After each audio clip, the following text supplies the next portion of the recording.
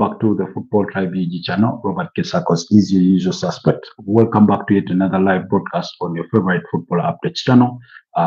It's a beautiful Monday morning, about 21 minutes past the hour of 8 a.m. that we do return to your screens from the streets of Kampala to discuss morning sport. And I mean, it couldn't be on a better day in the aftermath of a very, very big weekend. We know the Ballon d'Or occasion is coming up really soon. I've read reports that PSG intend not to be at the ceremony, despite having some of their own players being nominees to win the, special accolade and something like that. They have a game to play, I think, today against Olympic Marseille. I don't know, for some reason, I had been led to believe that that game was meant to be played yesterday, but it is today at 9 p.m.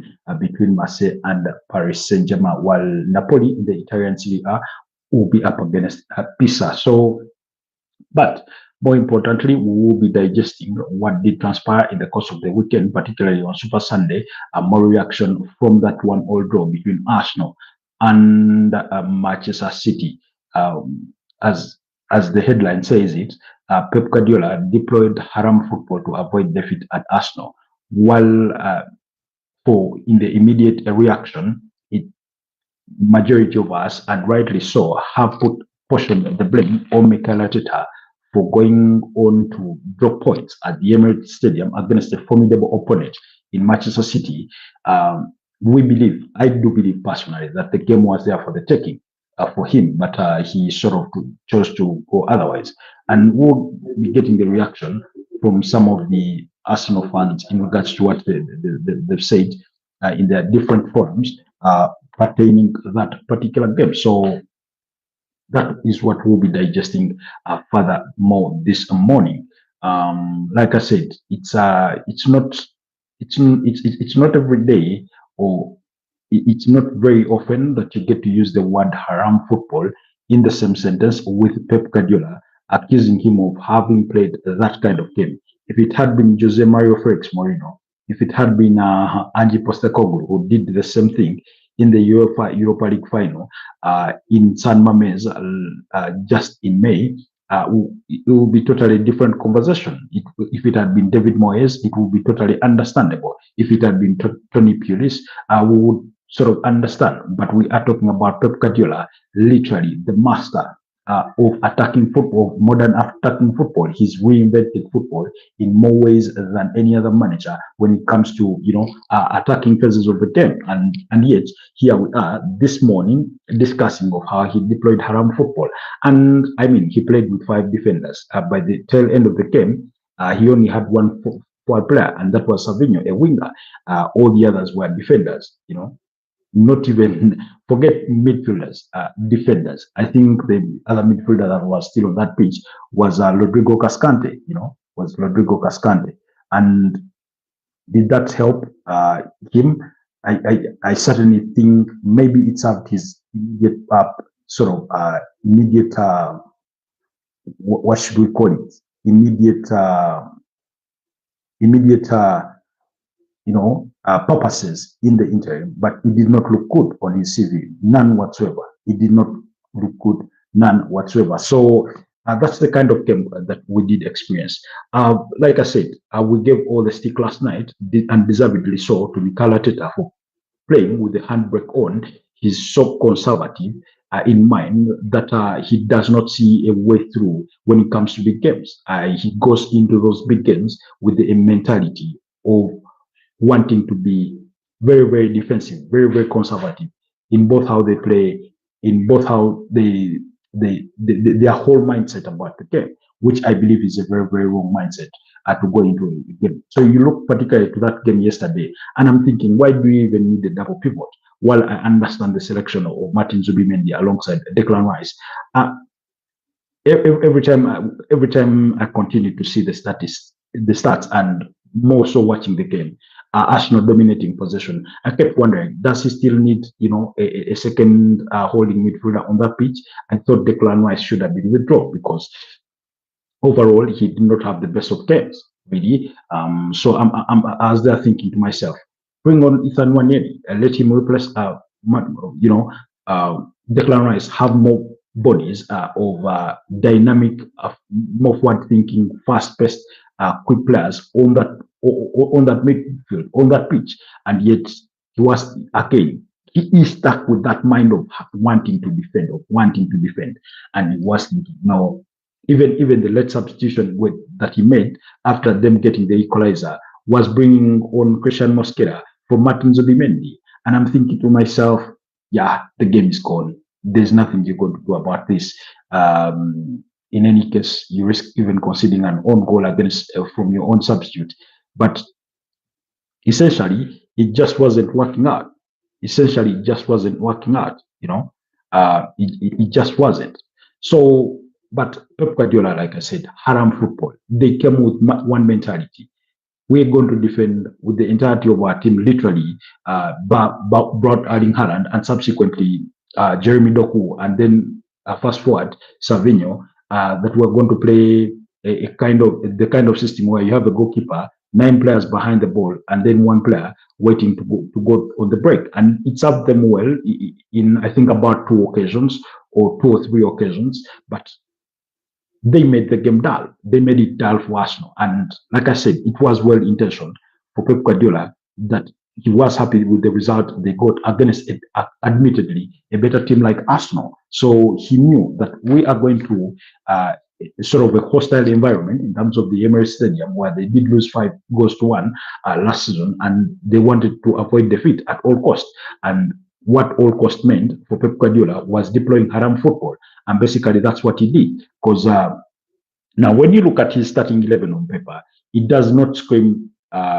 It does not scream haram football. It does not scream defending. In any case, this is literally the same blueprint of a team that are beat up against Napoli by 2 goals to 0. But never mind, Napoli were down to 10 men as early as the first half when Giovanni Di Lorenzo, their captain, got a red card for that foul on brought Erling Haaland. So basically, that's what happened. But he had Gianluigi Donnarumma in goal, Joshko Vardiol and Ruben Diaz.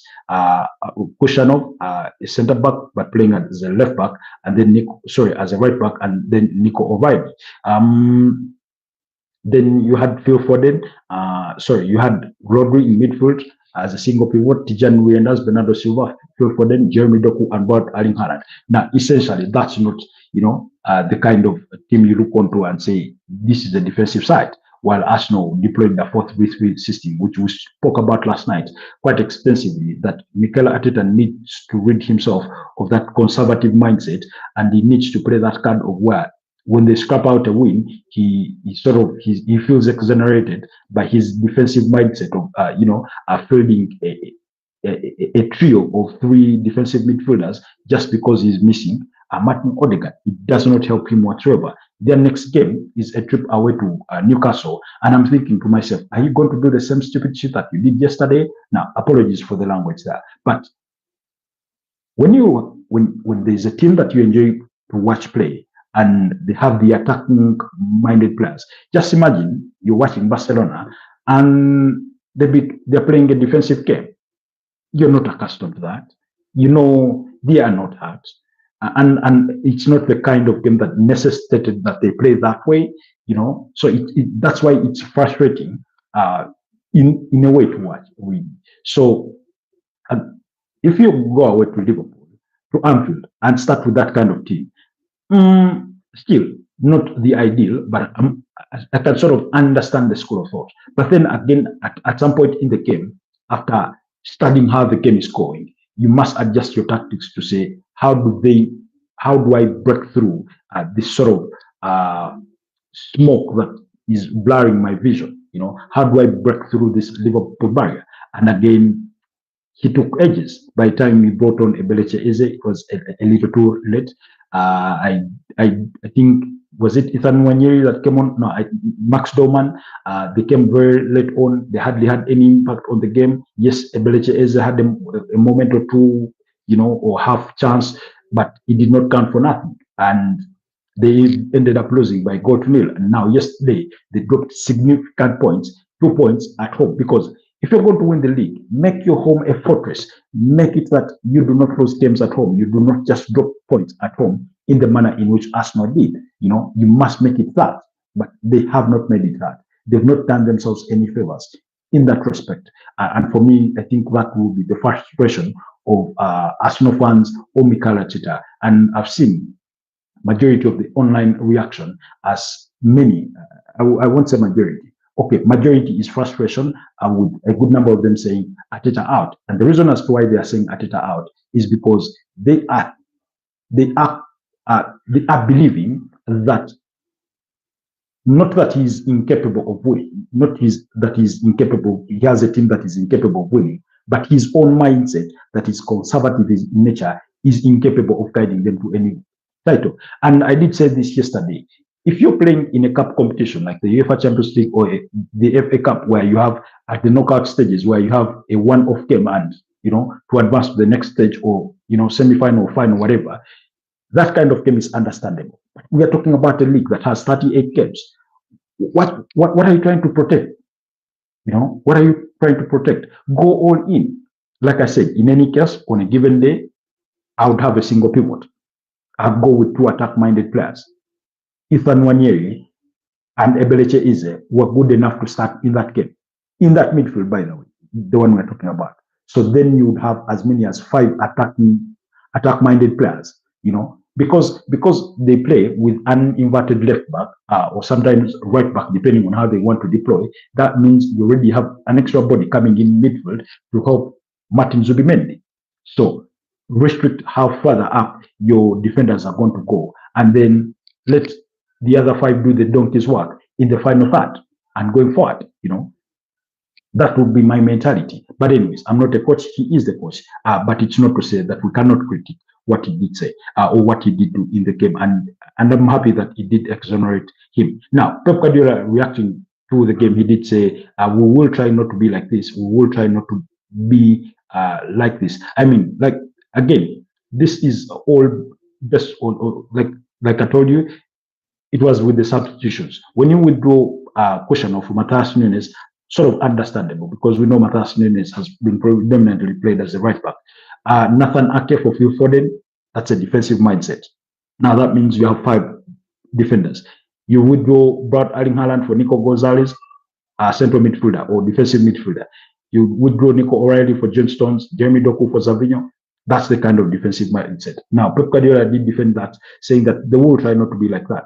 But he added on to say, but when the opponent is better and we defend deeper and we have Erling Haaland or Tijani Reinders, we can use the counter-attack, yes. But our intention is not like that. Sometimes in 10 years, when we won the leagues and other titles, always we make counterattacks. You remember Leroy Sané and Raheem Sterling.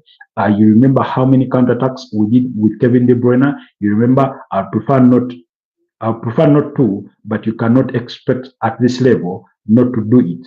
It's impossible. So that was, Pep Guardiola defending his tactics yesterday. So I wanted to read some reaction from some of the Arsenal fans and commentary that I was following on. Somebody said Arteta should just be helped and sent to manage a mid-table team. He will do well. Even if he gets us a major trophy this season, he isn't a guy for a top team. We need Arteta sacked ASAP before it's too late. We are still in it, and now is the right time, not December.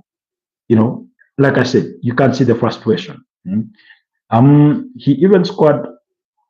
Okay, no. Then another one says Mikel Arteta cost us a win. He is still grappling with a scarcity mentality. Abundance is his new problem. Now, again, this is a very, very good point to make. And last season, he was grappling with scarcity. He had a very, very narrow squad. It was either that player or nobody else really. Some players had to play through injury, the likes of Yuan Timber, Ben White before he went for his surgery, and a couple of others, I mean, it's not strange for players to play through injury, but last season, largely, it was due to scarcity in his squad or having very, very low numbers. But this time around, he has the abundance. When you look at that Arsenal bench, the players that they had, at the start of the game. You had Bukayo Saka, Gabriel Martinelli, Ebeleche Eze, Ethan Nwaneri, all those are attack-minded players. Then you had Christian Nogard, Mazlou Kelly, Ben White, Christian Mosquera, and Kepa Arrizabalaga. That's the squad of players that they had. When you look at the Manchester City side, the forward players that they did have, they had David Mukasa, they had Savinho, Oscar Bob, and the rest were defensive. The Rico Lewis, Nico Gonzalez, Nathan Ake John Stones, and the goalkeeper James Trafford. And I'm thinking to myself, why can't you play with the handbrake off?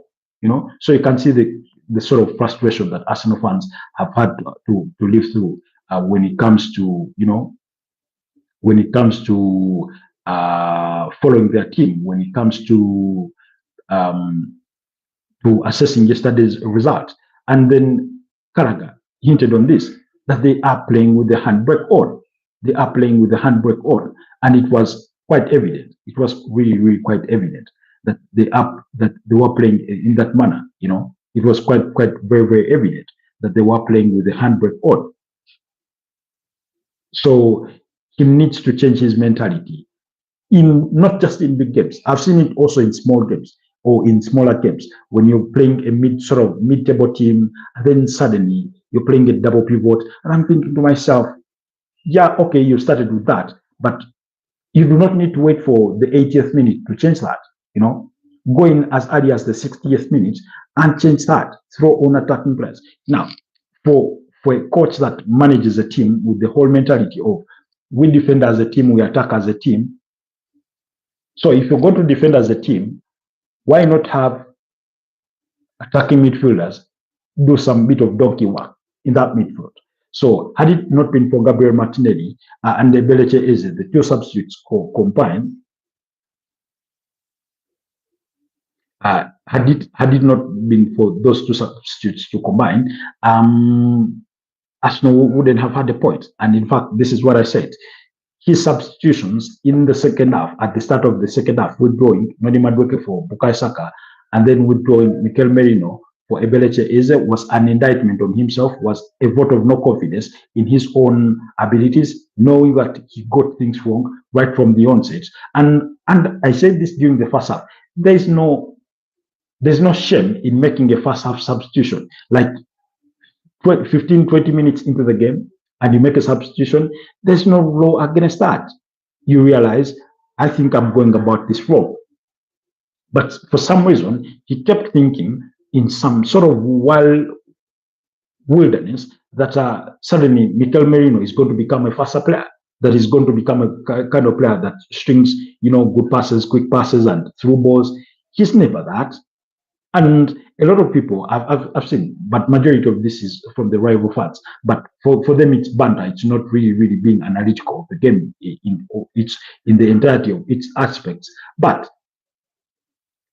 people are giving a stick to Victor Gyökeres. And I said this before the game. If they need him to be good, they need to unlock his strength. They need to be playing that ball in the channels much faster than they do. They need to be getting the midfielders need to be getting the ball to the wingers really quick enough so that then he can make the runs, so that they can find him and things like that. But then yesterday, all three midfielders were literally dragging their feet. They were literally dragging their feet. Now, no offense to Martin Zubimendi. His role is, central midfielder, be defensive and everything. But he went forward more often than not. He probably went forward more times than Mikel Merino did. How many times did we see Noni Madueke receive the ball down the right wing and try to drive it to the byline, but before that, looking over his shoulder to see if Mikel Merino had popped up in the area, released, waiting for maybe Yohan Timber making the run in behind him to give him that extension? We did not. It was a good number of times. And I kept thinking to myself, who is filling that zone? You see, there is a zone, once you go in the offense, there is a zone between the left back and the center back on the opposing side, where you expect your attacking midfielder to occupy every time the ball is on a certain wing. If it is on the right, he needs to exploit that space. If it's Up on the left, that's where he needs to go. He's a 10. He's supposed to patrol that entire area, or the final third, or the middle third. That's all his operating area, but he just wasn't there. So Theo Walcott saying, he was speaking about the game. He said, my question would be, why did it take until 90th minute for Arsenal to go on the offensive? Why not from the start of the game? I'm not normally critical of Arteta, but it feels like he's got away with one today. It felt like he admitted he made a mistake with his team selection by making those two subs at halftime, while other substitutions came really late. Exactly, exactly. This was Theo Walcott speaking on BBC. That's what I was saying. That the second half substitutions at the start, that was an indictment on himself. He was keep telling himself it was him waking up really to what everybody else had said as soon as they saw that starting lineup, as soon as they watched the first 15, 20 minutes of the game, that this is not the lineup that is going to cut it, especially when it comes to the attacking midfield. Like I said, when he says this, that it took, why did it take until the 90th minute for Arsenal to go in the offensive?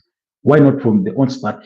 It's because of the mentality with which they go into the game. That's what the manager deployed them to do. That's what he's told them. This is how we're going to play, and that's why they were not, fluid, not one bit, And even when he brings on, Ebeleche Eze and Bukayo Saka, while it sort of changed the flow of the game and increased a bit of intensity, you still felt that it was not good enough. It was a slow. You felt that it wasn't cutting edge, that something more needed to be done. And that something more came very, very much later when Ethan Nwaneri comes on, when Gabriel Martinelli comes on. Now, Gabriel Martinelli did not come on until I think, until the Ethan Nwaneri comes on in the 84th minute. Gabriel Martinelli comes on in the 80th minute. I'm thinking to myself, why are you waiting this goddamn long? First of all, the moment Manchester City made that substitution of withdrawing Brad Erling Haaland for Nico Gonzalez, I'm thinking to myself, take off Declan Rice. You have 4 centre backs, take off Declan Rice. If not him, take off Yuan Timber, who was becoming a risk of a second booking to receive potentially a yellow card, and bringing on an attacking-minded midfielder. So that, because it meant that your centre backs were going to defend against one player who Manchester City were looking to use as a channel for the counter-attack. Rely on your defenders to do the defensive work against that player and deploy correctly in midfield, dominate the affairs, run that ball fast. But again, this is what Arsenal did. Pass the ball backwards, sideways, backwards, sideways, backwards, sideways. It's just a song that keeps on repeating. Now, again, in the second half, that's when you started getting some through balls. Ebeleche is trying to, slot that ball through for an overlapping Yuan Timber, for a Bukayo Saka, trying to attempt those, passes in between the sort of very, very congested defensive line of Manchester City, because they really, really defended in numbers. But you could see those attempts. But then majority of the time, it was pop the ball sideways, pop it sideways, backwards. I don't know. And I mentioned this to the person among the people that were watching the game with yesterday, that yesterday's game, Mikel Arteta's game, felt like Manchester United side under Luis van Gaal. They played more back passes than forward passes between David De Gea, Chris Smalling, and Phil Jones, or whichever defender was playing at the time. They had more back passes between them than forward passes. That's what it felt yesterday. Now, of course, the data may eventually show otherwise, but that's how it feels like. Then the ball gets to the midfield, and then suddenly somebody is looking to the side. He's looking for a winger, he's looking for a fullback that is sort of popping up. And I'm thinking to myself, because usually every time they receive the ball in midfield, what they have is the two other midfielders push forward, or one pushes forward, and then the two stay behind to form their own triangle, So sometimes that triangle is inverted, just invert it. And you have two midfielders that have gone in front, and then you have the central axis remaining behind, or it's vice versa. You have one attacking midfielder going, and you have the two central midfielders remaining. And I'm thinking to myself, play through down the right, through down, the center. And it just wasn't happening. And again, the beauty of football is that he is going to have another very difficult game. He will go to St. James's Park knowing that they've not won there.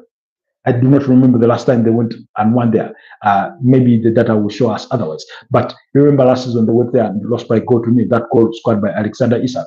We know that they've gone before there and they've been bullied by Jellington, Bruno Guimaraes, Sandro Tonali. They all gone there knowing that Liverpool went there and had to grind it out that they needed to secure a late winner through Rion Gomoha to secure all 3 points on the day. So they will go there knowing that. But I constantly feel that Mikel Arteta gets a little too analytical, obsessed with data, and with the data-based mindset, as though he is doing economics or implementing economics in a country that he does not take risks. His team never takes risks. They play with the mindset of safety first, and then we will take it from there. And then yesterday you could see when it came to their set pieces and their over reliance on set pieces, they had 11 corners, but they kept doing the same thing. They had no iteration. They did not think to themselves, let's try and go short. Let's try and play that corner outwards to a waiting sort of midfield, a couple of players at the belt of the 18-yard box and see if we can, pass that ball somebody and somebody goes from distance. It was the same story. Float the ball in, try to get it to as far back as the back post you can. And it's not like they were forgetting, but it was there for everybody to see that Gianluigi Donnarumma was tall enough to put his hand to literally every ball that was being floated in. And then that meant a disruption in their own setup or going about set pieces, So it was in the best of games. Somebody put a significant question yesterday. Who do we give the man of the match after such a performance? First of all, for me, it cannot be any Arsenal player. It cannot be really. I thought, by the way, Joshko Guardiola had a very solid game defensively. Gianluigi Donnarumma had a good game. Tijan Ruyendas had a very good game. Not the best performances for him, but at least it was very good for me. Because there were positives. I thought about Erling Haaland, the player that we know of him to be, not wanting or not expecting, when you expect to have as many touches on the ball as possible, he did really well. He did what he was supposed to do. Every time he got past that ball, he physically imposed himself on the Arsenal defenders in Gabriel Magalhaes and William Saliba. He beat them twice, and just couldn't put, on another time couldn't put the chance away. But on another time, he managed to score. On the other time, the goalkeeper saved. So I thought he did well in regards to what he was supposed to do, given how Manchester City were not dominant on the ball. So yeah, for me he did well, So, but like I said, we can criticize Mikel Arteta all day, but Pep Guardiola also haram football. But like I said,